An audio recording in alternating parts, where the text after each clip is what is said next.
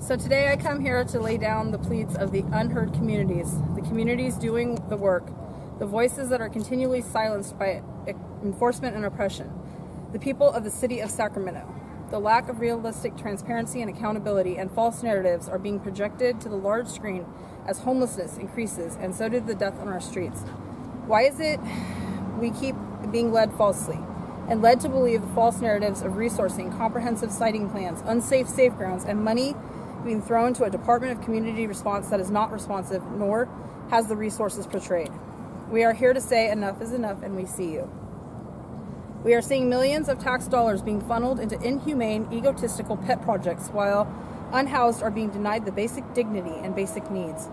We are seeing law enforcement being funded to enact cruel and unusual punishment upon those who are just trying to survive through city-directed and funded sweeps. Through co-opting of language like housing is a right and mutual aid to entice the community members and people on the fence who may not be as educated to really what is going on the streets, they have gained and convinced the community members that this is what is best for those that are unhoused. They never engage those who are unhoused and ask what actually is needed from the people who are dealing with the trauma, nor will they engage with people like me who believe standing up against the injustices is vital and important to change. We the people who are not standing idly in compliance to get a pat on the back or to appease a cohesive relationship with a politician that are perpetuating death sentences to people on the street. They continue to be about status quo and make decisions based off of inaccurate data and quotes in the media from people most of the time who honestly have never even set foot in an encampment. The solutions to the 16,000 to 20,000 people experiencing homelessness on the streets of Sacramento is housing and wraparound services that we do not currently have. As of 5 years ago, we did not have 63,000 units of affordable housing per the HUD guidelines. Yet, they come forward excited about building 45,000 units in 8 years. By that time, we will need triple the numbers at the rate we are going. We need to rebuild, and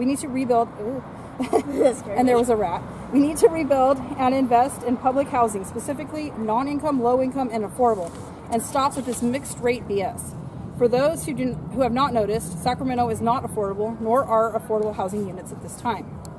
When the pandemic came, we had sued the city of Sacramento just to stop the cruel and unusual behavior of the city, to stop them from forcefully removing people who were sheltering in place, to force them to look through a racial inequity lens.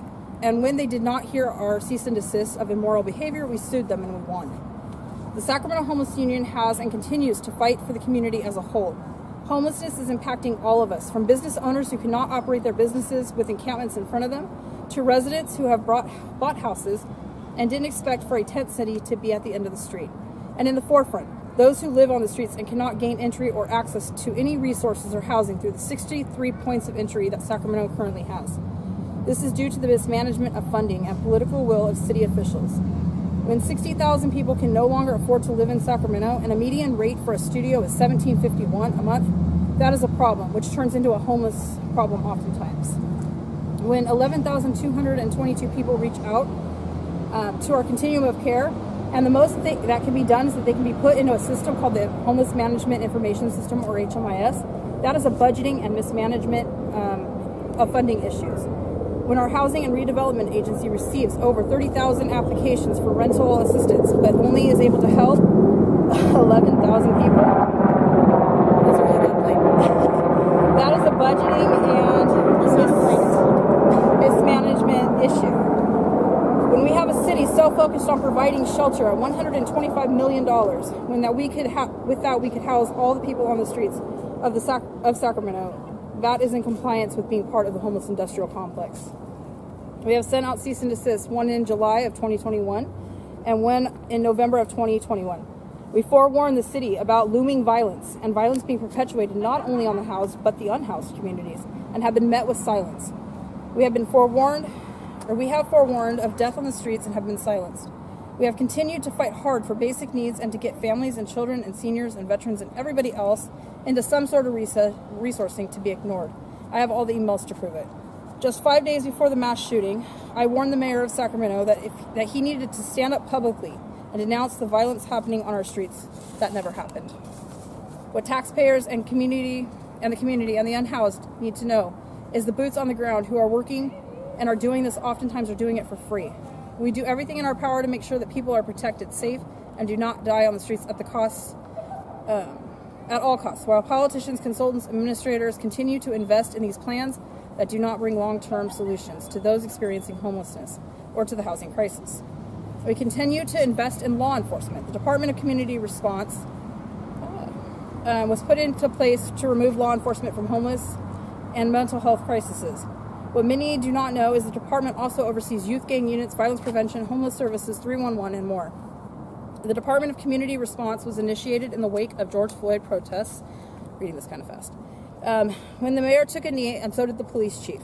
They said at that time that a community response was needed to be developed. It was their way to silence the outcry of people, that we no longer wanted law enforcement involved. We must ask ourselves, was this racial justice or a way to silence the community? Where are the metrics? Why is a positive outcome moving people from a tent city that costs $4,000 per head per month with a lie of services to a pop-up congregate tent that costs $5,000 per head that does not lead to any actual housing? As such, why is it this department is not being held accountable for its lack of racial equity and within it and its services? In fact, it is known amongst the boots on the ground to have shown discriminatory actions to our black communities especially. Also, why is law enforcement still in the mix? But you see, they are tricky. Law enforcement is defined in more than just police officers. It is now being designated as code enforcement officers who are funded to tag encampments and houses that are in poverty. It is a city contracted companies who come and get. It is city contracted companies who get to come in now and take and tag and remove people's primary belongings, primarily at the direction of the Department of Community Response and the city manager. All of this violates Martin versus Boise. All of this to not have real-time housing solutions to those who are unhoused. We demand that they do not fund law enforcement anymore, and in fact defund the impact team, which is the police team that is supposed to be dealing with homeless services, a team in which the Department of Community Response should have already replaced. Homelessness is not a crime. What is a crime is the fact that we cannot get people off the streets and that our community is in an uproar because homelessness, again, is impacting us all. We are tired of scrambling and scraping for the crumbs while these bloated pockets get the whole loaf of bread. That's it.